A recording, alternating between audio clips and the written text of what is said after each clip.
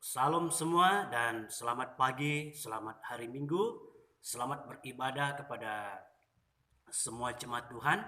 Kita bersyukur sekali lagi karena dapat bertemu dalam video yang saya kongsikan sebagai berkat untuk memberkati kita melalui firman Tuhan. Jadi sebelum itu jemaat Tuhan yang saya kasihi dalam Tuhan, mari kita berdoa. Saya pimpin kita di dalam doa.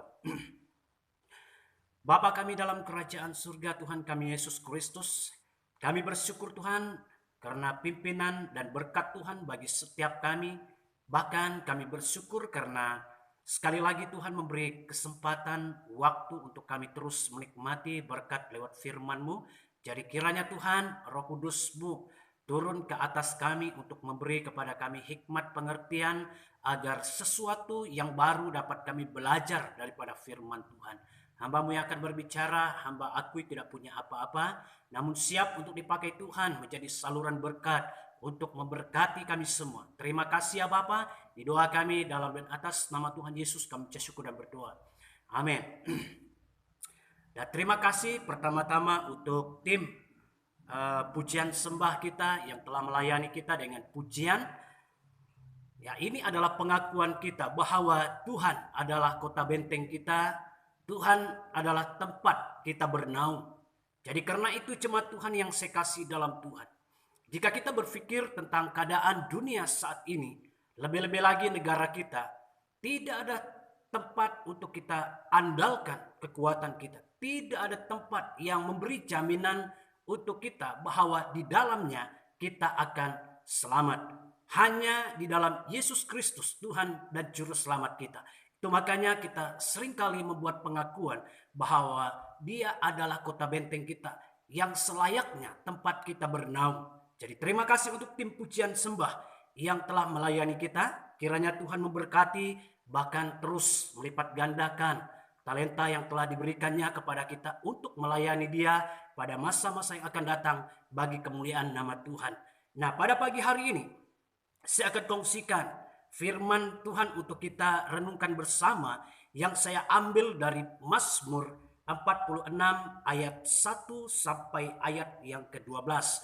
Namun saya akan membaca hanya 3 ayat untuk kita pada kali ini yang saya petik dari ayat 2, 3 dan 4. Bunyi firman Tuhan, Allah itu bagi kita tempat perlindungan dan kekuatan, sebagai penolong dalam kesesakan sangat terbukti. Sebab itu kita tidak akan takut sekalipun bumi berubah, sekalipun gunung-gunung goncang dalam laut, sekalipun ribut dan berbuih airnya, sekalipun gunung-gunung goyang oleh geloranya. Nah saudara yang saya kasih dalam Tuhan, sesuai dengan firman Tuhan ini, saya membawa kita melihat satu tema, yaitu iman orang percaya ataupun iman kita secara pribadi dengan Tuhan. Nah, kalau kita lihat, kita belajar daripada firman Tuhan khususnya perjanjian lama, kita serasikan itu dengan keadaan yang berlaku saat ini. Khususnya peristiwa yang terjadi dalam Kejadian pasal 7 ayat 1 sampai ayat yang ke-24, di mana Allah memberi perintah kepada Nuh agar membuat persiapan. Lalu terjadinya air bah yang melanda dunia ketika itu. Jikalau kita berpikir kenapa Allah membiarkan hal ini terjadi, semua itu karena kesilapan manusia, gaya hidup manusia yang tidak berkenan di hadapan Allah, sehingga Allah menghukum manusia pada waktu itu dengan air bah.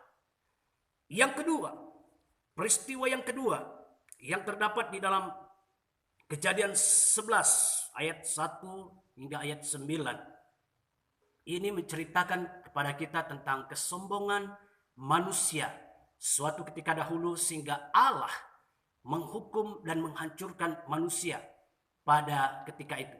Sehingga mereka tidak dapat memahami bahasa mereka masing-masing. Jadi komunikasi mereka menjadi kacau sehingga apa yang ingin mereka dirikan pada waktu itu tidak dapat diselesaikan dengan baik dan tidak diselesaikan. Jadi yang ketiga, peristiwa yang terjadi di dalam Kejadian 19 ayat 1 hingga ayat yang ke-29. Ini tentang Sodom dan Gomora. Gaya hidup yang ada di kota itu tidak menyenangkan Allah, sehingga Allah muak melihat mereka. Allah tidak mau melihat manusia yang diam di kota Sodom dan Gomora pada ketika itu, dan ia menghancurkan kota tersebut. Nah, ketiga perkara ini saya kongsikan kepada kita karena ia melibatkan banyak orang. Jadi kenapa peristiwa ini terjadi? Bagaimana dengan dunia pada saat ini?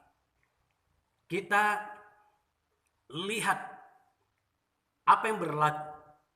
Apakah kita hanya berpikir bahwa itu secara kebetulan, bahwa virus COVID-19 itu hanya kebetulan ada, ataupun kalau kita berpikir secara logiknya sesuai dengan firman Tuhan, Allah mengizinkan itu atas sebab tertentu. Seperti yang berlaku dalam firman Tuhan, Allah tidak pernah bertindak sesuka hati jika tidak ada dosa manusia. Lalu Allah menghukum manusia karena ia berdosa di hadapannya. Begitu juga dengan keadaan saat ini. Jadi, mengapa Allah membiarkan apa yang terjadi pada ketika ini, saudara yang saya kasih dalam Tuhan? Kalau kita membuka mata hati rohani kita, melihat, bahkan belajar daripada firman Tuhan, semua itu karena sifat-sifat manusia. Bahkan kalau kita lihat gaya hidup manusia saat ini, semuanya banyak yang menyakitkan hati Allah. Bahkan yang kedua, sifat kesombongan manusia itu tidak pernah habis-habis. Pernah kita mendengar bahwa manusia ingin dikirimkan ke planet lain untuk hidup di sana. Saya rasa bahwa itu tidak bersesuaian dengan firman Tuhan.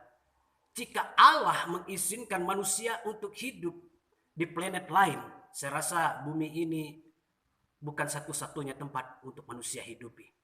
Tetapi kenapa manusia dengan bijak pandainya ingin menjangkau apa yang telah Allah tentukan dalam hidup ini, agar mereka mampu, ataupun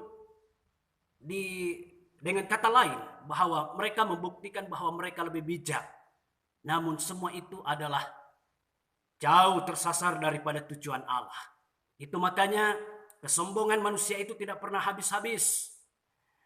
Tidak pernah lekang dari hidup manusia. Sedikit ada kemajuan sudah mulai menyombongkan diri. Itu makanya Allah menurunkan tangannya untuk menghukum manusia. Bahkan gaya hidup manusia saat ini kita lihat banyak negara-negara lain yang membenarkan perkawinan sejenis.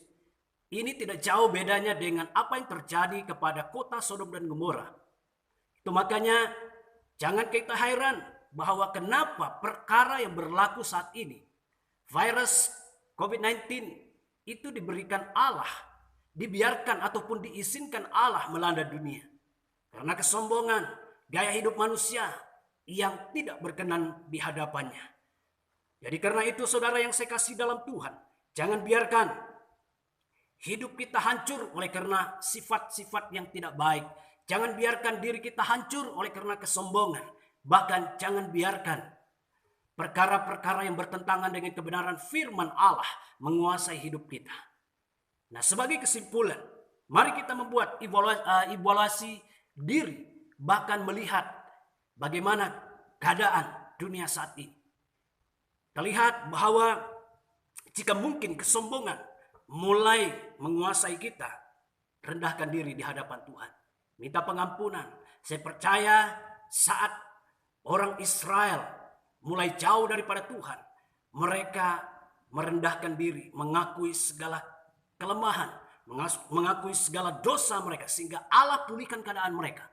Saya percaya jika kita hidupkan iman yang tertanam dalam pribadi kita, maka Allah juga akan bertindak. Jadi mari kita bekerja sama, bersatu untuk membuat pengakuan di hadapan Tuhan. Mungkin bukan oleh karena perbuatan kita, mungkin bukan juga oleh karena dosa kita, tetapi kenapa Allah menghancurkan Sodom dan Gomora? Jika itu yang menjadi nilai yang kita lihat. Kita tahu bahwa Lot dan keluarganya masih hidup berkenan di hadapan Tuhan. Tetapi kenapa Allah menghukum kota Sodom dan Gomora? Begitu juga dengan kita saat ini. Mungkin hidup kita, cara kita masih berkenan di hadapan Tuhan, tetapi kita pikir majority manusia yang ada di dalam dunia ini semuanya mencari keuntungan diri sendiri, mencari kepuasan diri sendiri, sehingga semua perbuatan-perbuatan tersebut menyakitkan hati Allah. Lalu Allah bertindak untuk menyadarkan kita. Nah, saudara-saudari yang saya kasih dalam Tuhan, semasih ada waktu dan peluang untuk kita pulihkan keadaan itu dengan pengakuan kita masing-masing. Mari kita bersatu hati, angkat pengakuan kita melalui doa kepada Tuhan. Bahkan mewakili negara kita, dunia kita, untuk mengangkat pengakuan itu agar minta belas kasihan Allah supaya mengampuni kita.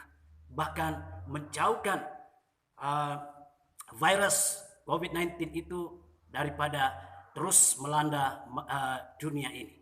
Nah, saudara-saudari yang saya kasih dalam Tuhan, itu sedikit daripada renungan untuk kita pada kali ini. Kiranya Tuhan memberkati dimanapun kita sedang bersama dengan Tuhan, sedang memuji, memuliakan Dia, bahkan beribadah pada hari ini. Tuhan memberkati. Mari kita berdoa. Bapa kami dalam kerajaan surga, Tuhan kami Yesus Kristus, terpujilah nama Tuhan untuk firman-Mu.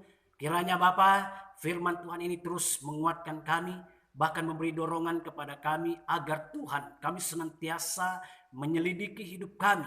Yang kadang-kadang Tuhan kami anggap kami berkenan, bahkan sempurna, tetapi ada kalanya Tuhan kami tidak sadar kami melakukan dosa.